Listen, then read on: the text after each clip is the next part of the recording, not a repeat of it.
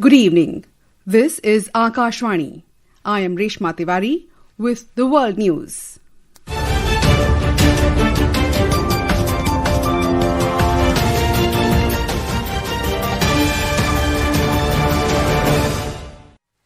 The headlines. European Commission President Ursula von der Leyen arrives in New Delhi to strengthen strategic partnership between India and EU, also to be chief guest at Republic Parade. Ukraine describes trilateral talks as constructive, says additional meetings required with Russia. American Senator Mark R. Warner expresses concern over human rights violations in Pakistan. China places top military general under investigation for disciplinary violation. And ICC officially announces Scotland to replace Bangladesh in T20 World Cup to be held in India and Sri Lanka.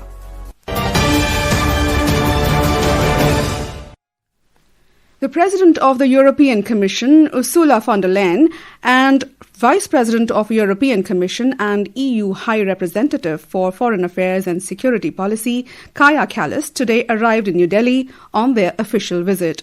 The External Affairs Ministry has said that this visit will explore the next phase of the India and European Union strategic partnership. A report. President of the European Commission will be the chief guest at the 77th Republic Day celebrations. Ministry of External Affairs spokesperson Randhir Jaiswal today said that India and the EU share a partnership rooted in mutual trust and shared values. As per the ministry, India's engagement with the EU highlights its strategic focus on Europe, aligned with the upcoming India-EU summit and the ongoing free trade agreement. As of 2024, over 9,31,000 Indians resided in the European Union, including more than 16,000 blue card holders. According to the ministry, in the past 2 decades, more than 6,000 Indian students received Erasmus Mundus scholarships, highlighting India-EU mobility and educational ties. The visit of the European Union leaders underscores government's intent to elevate India-EU relations as a core pillar of its global and European strategy. Akshit Vaidyan for World News. Ukraine has indicated that additional meetings with Russia could take place as early as next week following the conclusion of what it described as constructive trilateral talks in Abu Dhabi.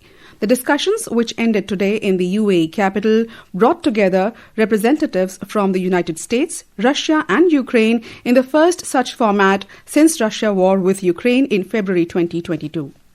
Ukrainian President Volodymyr Zelensky in a statement said, "A lot was discussed and it is important that the conversations were constructive." He added that all sides agreed to report back to their respective capitals on each aspect of the negotiations and coordinate further steps with their leaders. A report. Discussions centered on possible parameters for ending the war. Ukrainian President Volodymyr Zelensky said in a post on X that he valued the understanding of the need for American monitoring and oversight of the process of ending the war and ensuring genuine security. The US side raised possible formats for formally setting out the terms of an end to the conflict along with the security conditions needed to make it viable. Military representatives also identified issues to be taken up at a possible next round of talks. Zelensky said that if there is readiness to move forward and if Ukraine is prepared, further meetings could take place as early as next week. The United Arab Emirates has emerged as a key diplomatic player, with its mediation efforts in Ukraine crisis going beyond conventional diplomacy to embrace a humanitarian mission aimed at prioritizing life over conflict and building bridges of hope amid destruction. This is Vinod Kumar for World News from Dubai. In Ukraine, 1 person was killed and 31 others injured after the Russian overnight attack. The attacks came as negotiators from Ukraine, Russia and the United States are meeting in Abu Dhabi for a second day of talks to end the war between two countries. The talks are the first known instance that officials from the Trump administration have sat down with both countries as part of Washington's push for progress to end the war. The US military has said that it has carried out a strike on a vessel accused of drugs trafficking in the eastern Pacific Ocean yesterday. It was the first known attack since the raid earlier this month that captured Venezuelan President Nicolas Maduro. US Southern Command said that the strike killed 2 people and left 1 survivor. United States Senator Mark R. Warner wrote to the U.S. Secretary of State Marco Rubio expressing concern over the ongoing alleged human rights violations in Pakistan. In his letter, Senator Warner urged Rubio to take diplomatic steps and engage with the government of Pakistan over abuses such as targeting political figures, journalists and activists, including widespread arrests and instances of transnational repression. Warner said Pakistan's 2024 elections, delayed from 2023, were marked by violence and claims of interference and irregularities. This is Akashvani. You are listening to World News. We bring you the top international news and updates from around the globe. In Indonesia, 8 people were killed and 82 others reported missing following a landslide in West Java province amid reports of heavy rainfall. The National Disaster Management Agency today said that the landslide occurred in a village in the West Bandung region. Earlier, National Weather Agency warned of adverse weather conditions, including heavy rainfall in West Java province for a week. In China, 2 senior military officials have been placed under investigation for serious violations of Communist Party's discipline and the laws. The Ministry of Defense today said in a statement that the Communist Party of China's Central Committee approved investigations into General Zhang Youziao and General Liu Chenli. General Zhang Youziao is the top-ranking vice chairman of the Central Military Commission, CMC, the military's highest command body led by President Xi Jinping. General Liu Chenli is also a CMC member and serves as Chief of Staff of the Joint Staff Department.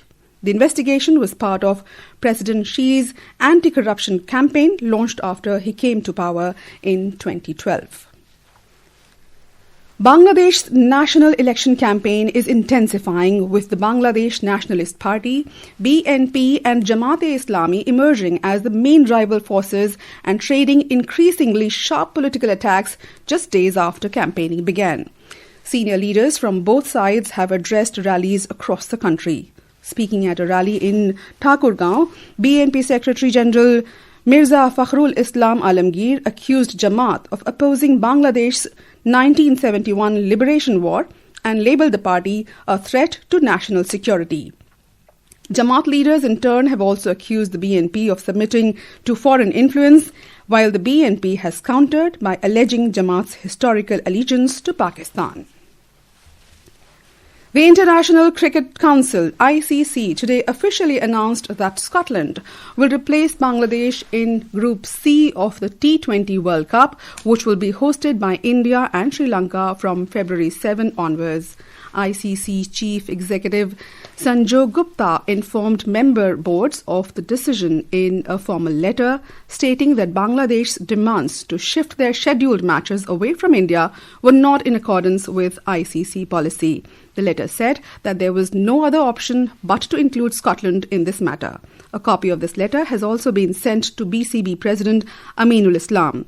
Gupta also wrote separately to Cricket Scotland, extending a formal invitation to participate in the championship to be held in India and Sri Lanka.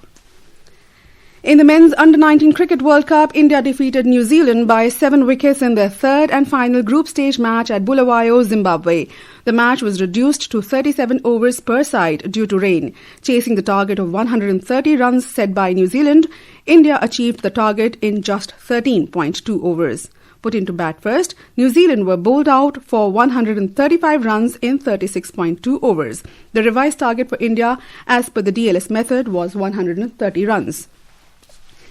And now, before we close, here are the highlights of the bulletin. European Commission President Ursula von der Leyen arrives in New Delhi to strengthen strategic partnership between India and EU, also to be chief guest at Republic Day parade. Ukraine describes trilateral talks as constructive, says additional meetings required with Russia. American Senator Mark R. Warner expresses concern over human rights violations in Pakistan. China places top military general under investigation for disciplinary violation. And ICC officially announces Scotland to replace Bangladesh in T20 World Cup to be held in India and Sri Lanka. That concludes tonight's World News Bulletin. For more updates, stay tuned to Akashvani. Good night.